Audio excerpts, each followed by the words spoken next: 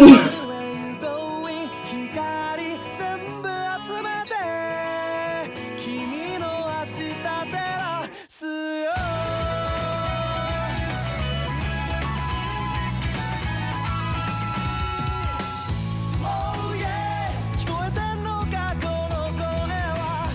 everyone and welcome to our review of Fairy Tales, Season 1, Series 1, up to Episode 48. That's what Netflix says. Yes, Netflix. That's where we watched it. We go watching cool. Hi. Happy's adorable. This episode's not just going to be about Happy. It's about everyone. About this really, really awesome anime. Fantastic. Lots of it. First, let's talk about the story. The story starts out with Lucy Hartsfilia walking down the streets of Fiore. Tits. She is looking to join a magic guild. She is a celestial wizard who's looking to join a magic guild. Keys. Preferably the Fairy Tale Guild, which it just so happens that, you know, she runs into Natsu and Happy. Fire and food. But she doesn't know at the time who is part of Fairy Tale, but They meet some other guys. they meet some other guys who tell everyone that they are from Fairy Tale, and she thinks that she can get in by going with them, and, you know, Natsu and Happy ended up having to come to the rescue because these guys are just putting Fairy Tale's name through the fucking dirt. But And and Natsu would look cool for a minute if he didn't have motion sickness. poor Natsu. Don't put him on the Poor boat. Natsu. Don't put him on a boat, don't put him on a train, don't put him on a car. Don't even run fast with him. So after the initial first episode ass whooping, they actually get to the guild. And Lucy becomes a member of Fairy Tale, which she's always wanted to do. And then After that, the story goes into their adventures of trying to become more powerful wizards and gaining more power. Lucy finding more celestial keys to... because that's how she's like a summoner class. Like Yeah. how you would describe it. We're not talking about anything about her magic. Because you got her and then Natsu's a fire dragon slayer, so he's like basically fire elemental damage stuff. And they form the most powerful team with Urza, who is She's just your beat down warrior. You got something to say to her? She's got something to say to you in the form of this. She's basically your super tank, and she has this weird ability to switch from like super armors and just make her own face. And she's the one person who can scare the shit out of Natsu, because usually he's not afraid of anything. He's just like, I'm gonna beat the crap. Oh, not Ursa. Natsu's never-ending rivalry with Gray. Those two, you put those two together, and it's just like cat and mouse. I'm gonna beat your ass. I'm gonna beat your ass. Let's fight. They're fire and ice. They don't mix. But you put them around Ursa. Best friends. Even though Gray always gets naked. So yeah, you just go through like the main arcs are like, you know, you start off, they kind of form a team, and Lucy gets acquainted with them. And then like the first couple episodes are just mainly taking on missions. And a lot of what I like about the story is like, it's a long-running series. It knows it's going to be a long-running series. It's been going on for about 175 episodes. And it knows it's going to be going on for a while. And I feel like it is one of the best executed long-running series because, number one, it starts off, it doesn't take itself overly dramatically serious, which is a fault of most long-running animes. When you take yourself too seriously, you run the risk of sounding like a pretentious piece of crap, and then you have people being... yeah. But my whole problem with it is just like if you don't, it has a good lightheartedness about it. But then again, it's not too silly because again, I feel like there's two lines of long-running series or two lines of animes. You can either be Bleach and take yourself overly seriously with some random jokes that kind of don't make sense or kind of hurt the anime at sometimes, or it could be One Piece where I don't fault anybody for liking that one, but to us, we don't like that kind of silliness around here. We enjoy depth. Now, when you can have silliness, but silliness is reserved for shorter animes. I can't handle that much wackiness. And even though there is some story arc supposedly in there, it goes too far. Fairy Tail's right down the middle. Fairy Tail is the perfect mix. It is the perfect middle point where you have the wackiness and the awesomeness and the tropes. You know, at times you have your seriousness where you can actually take it seriously. Yeah. Because it hasn't gone so wacky where it's just like, it's off the rails. We're done. What is this? Why? Or it's not so serious to where you're just like, what's gonna happen next? What's gonna Yeah, happen next? and then The whole thing's and then not when like that. because that's a lot of the problem I have with long range series taking themselves too seriously is because you end up having to fill certain episode parts, and when you take yourself that seriously and certain things are so important, and then you put 3,000 fillers in, which this one doesn't. Thank you, Fairy Tail, for not having 4 billion fillers. I mean, I think they do have their fillers, but They they're so they good. don't- They're good fillers, so where Yeah. you kind of don't even think they're fillers. I have not because of how noticed the a filler. because I the wouldn't pacing of the anime, you don't think that the Yeah. fillers are fillers. Because like that's the other thing. Their arcs are kind of short, and I'm okay with that. Their because- arcs are like 8, maybe 10 episodes Yes. apiece. Because within this one season, 48 episodes, you have like at least 6 or 7 arcs. 5 or 6 different things that happen. Yeah. With, for which you're pretty much going into, kind of like a backstory or type. Yeah, thing they'll have for backstory parts Each for of the main sort of characters. Each main character kind of has their own thing where they're like kind of growing into themselves. Natsu kind of just is growing in each of them. Because to me, like, he's the main character. It's also about Lucy, but Lucy kind of has her own arc. And then you have kind of Urza's arc. Then you have kind of this other arc with Juvia, which we'll meet later in the anime. And it's just like everyone kind of has their reasons for what they do things, and it's like they develop the characters so well in all of them, and the arcs all fit well. Nothing to me ever feels like it's drag. It is very well paced, and I just like that it kind of starts off silly. It's like, look, we're gonna make you laugh, but at the same time, it's like there are parts where it's just like things are gonna go down and the action's gonna be on it, but we're not gonna make a fight drag out for 14 episodes. Yes, thank Or you for 20 that. episodes. Thank you Dragon so Ball much. Z. Again, I'm trying not to like just hate on all long series animes, but there are certain things that we can all agree on that we don't like. We don't like fights dragged out. We don't like story arcs that are overly pretentious, and we don't like overly wacky, retarded, stupid. Well, some people do like that wackiness, but at the same time, I want some substance on it. Substance and fun. Funstance. Because you really just make a Funstance. TM. But definitely a great story, and let's move on to the characters. Again, like I said before, they are all, even characters you think that wouldn't have a lot of backstory to them, have wonderful backstory and are followed and detailed, and like everyone can have a favorite character even if they're only there for a short time or only there for that arc, and they can always come back because they put so much depth into them. Like if they show up, it's fine. Like everyone in the world has a purpose and a meaning, and they all just melt together perfectly. You've got your main cast with Natsu, who's your basic over-the-top hero who just doesn't think and fights first. But it works for him because That's who he is. That's his fire thing. He's fire. He goes into battle and he's ready to kick ass and take names.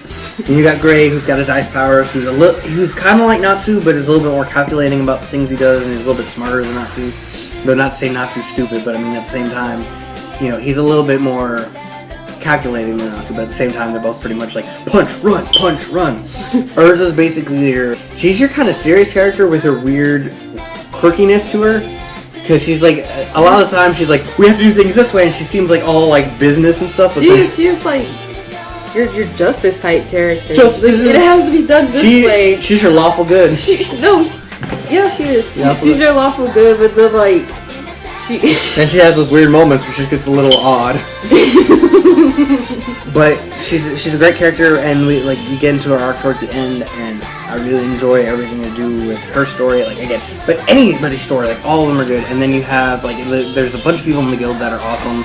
Like you've got Mary Jane and Elfman Strauss, who have. So there's 2 episodes that kind of 1 or 2 episodes that kind of go into their past, and just in those 1 or 2 episodes, you feel like you sympathize so much with. Because you see them in the past, and they're very different from what they've turned out to be. And there is a major reason for that, having to do with their sister, which we're not going to spoil that, Lizana Strauss. And who's also, you just want her to stay forever because of what's going on with Natsu, but let's not talk about that. You've got the leader of the guild, Makarov, who's just your awesome little old hermit man. He's your little pervy guy. He's the Roshi. Let's just admit it. He's your little Roshi, but I like him because he's got so much heart. Every time, there's this one part where the guild gets attacked, and he just gets on it. He's like, I'm not taking this shit. And he's just like, The guild is his family. It's his family. Like that's what they're all his kids. They're his children. And if you fuck with them, then you fuck with him, and that's just. Don't want to. He will about kill himself to kill you, and he will kill you in the process. It's not to mention he goes through so much crap because Fairy Tail is a very destructive guild. Yeah, they are like one of the strongest guilds, but they are also well known for all their town destroying and destructiveness. They're so strong, but at the same time they like can't handle their powers enough not to like cause so much property damage. They don't make any money from these jobs. I mean, you got Urza Natsu goes on a mission. 5 minutes later, they destroyed the village. They got it done. They did. They didn't even explain that one. There were other ones where they do missions. Because I mean, that's how they basically make their income. It's like because everyone in this world uses magic, and their whole thing is it's based off of income that they make from doing jobs for people and favors. But they just cause so much property damage that they barely ever make any money. Worth it. The reward money has to pay for everything that they've damaged and broken. Oh, we saved your town. Just keep the reward because it's on fire now. We saved it from that other fire by adding more fire. Did you know what they say? Fight fire with fire. No, we'll send Natsu in to eat it. That's the most we can do. And then there's Loki, which is the ladies' man. I did not like Loki in the beginning. But he grew on me, and then when it gets to his story, like I said, these are such wonderful story arcs. We could go on for the characters on and on and on because every character is just strong. There's not one just kind of, there are like annoying little things. There are little annoying things like Clue, who just don't have anything purpose. But I mean, even the bad guys, like Juvie in the beginning, like you said, even the bad guys like Leon and Gray go back. In their past, they kind of grew up together. They were trained together by the same master and everything. And he was a bad guy, but you could even still sympathize with him. Or at least I did. Yeah, but like I said, this goes on and on and on and on and on. I don't want to waste 40 minutes on just talking about each character because this is one of those in-depth things. Just watch it because the character development and the story in itself are just fantastic on their own and just deserve a watch. But let's move on to the dubbing. The dubbing on here has been done very, very well, though I was a little skeptical about certain characters not looking lanky. That is very later in the anime and has really nothing to do with the main cast, but the main cast does a fantastic job. He doesn't, but I feel like everyone, it's very well, everyone fits their characters real well, and Todd does a fantastic job as Natsu. He brings that energy to it, and that definitely brings the energy. That kind of childlike wonder and just honor, just that like I feel like Todd makes a great hero, like because I have problems with some heroes in some other animes where I feel like it comes off annoying, and for me, Todd doesn't come off annoying. I mean, yeah, the fire in the belly thing when you hear it a bunch of times kind of gets a little fire in my belly. Yeah, but at the same time, Todd makes it to where Natsu's likable episode through. He doesn't get annoying to me, which again, that's a lot of my problem with a lot of main characters because they get annoying after a while because they get a lot of one note-ish. To me, I like Natsu because he has growth moments and he's good to a fault, but at the same time, he just kind of has that destructive power of him and he just has that likableness of him. Destructive likableness. He has destructive likableness and happy. Aye. Which Tia Ballard does a great job of making Happy actually enjoyable to be around. Because when I first saw Happy, I was just like, this is gonna get old real quick. Yeah, so cute little cat floating around. Yeah. Didn't happen. Surprisingly. And I give her props for that because that's a character that can easily become a very, why is this cutesy thing being annoying? Because I mean, like that's just one of those things. Like if something's just too cute, it's like, oh. But Happy's got that perfect balance. Of cute, sarcastic, mischievous, awesome, and funny. And Tia just completely brings that to him. Yes, and definitely does a great job. And Colleen does a great Urza. Like she definitely because again, that's another character that very easily could have been annoying because of her whole duty and honor thing. But she brings the toughness to Urza that she needed. Brought the toughness, but made her likable and made her approachable, opposed to just making her like, I don't care about anybody. I'm just a stone cold bitch. She's not a bitch. She's just. Urza's Urza. Urza is serious a lot of the time because she feels like she needs to be, and kind of covers herself because she feels comfortable being protected opposed to being exposed. And she brings that perfect balance where Urza could have easily just been came off as a hyper bitch, but did not. Came off actually very well. But all in all, everyone does a fantastic job. There's nobody who does a bad voice. Everyone fits really well. Everyone brings a real human aspect to them. They're wacky and they're having fun, but at the same time, you can sympathize with them. And when they get to the serious parts and those emotional parts, They make you feel what the character's feeling, or at least feel for them. Yeah, they don't feel like over the top, like no, and they don't like they do it in a great range, and they do a fantastic job. I died. Oh my Lord, Frederick!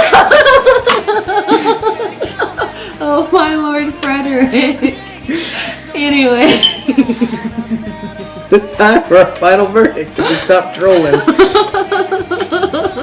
Alright. Now, Fairy Tail so far has surprised me a lot by being a great long-running series. It has done a lot of things right, and a lot of things well. But it is a long-running series, and since there is no finite ending, I, to me, cannot give it a finite score as it being perfect. It is very great, it is very wonderful, but the main reason I am not giving it a full 10 is because, again, long-running series, I feel when we get to the final part, if it continues on this strong stride, I can give this anime a 10, because it does a lot of things right, and it does a lot of things wonderful, and it's one of those things I could just pick up and watch at any time. It's a great series. Get into it. It's a fun series. You can watch little parts of it. You can get through these little... It feels like you're taking these little snack-sized bites of sagas, and you just take these little sagas and ingest them at your own leisure and enjoy this wonderful anime. But for right now, being one of my favorite, being my favorite long-running series, I will give Fairy Tail a 9 out of 10. 9 out of 10 works great, and if we ever get to an ending, if everything wraps up wonderfully and magical and nobody I like dies for stupid reasons, then we might just get a good score out of it yet. Though 9 is still a great score. That is mine. And so we come to mine. I will agree with Adamus. Fairy Tail would get a 9 out of 10! Because it has great story, great character development for even the smaller characters. It's got great pacing, and it's got some stuff that makes you laugh. It's got a lot of humor in it, which I like in anime. Because I like to laugh. Who doesn't? Yeah, seriously. But again, it takes that humor, and it doesn't make it over the top to the point where it's just like, I can't stomach it anymore. Wacky.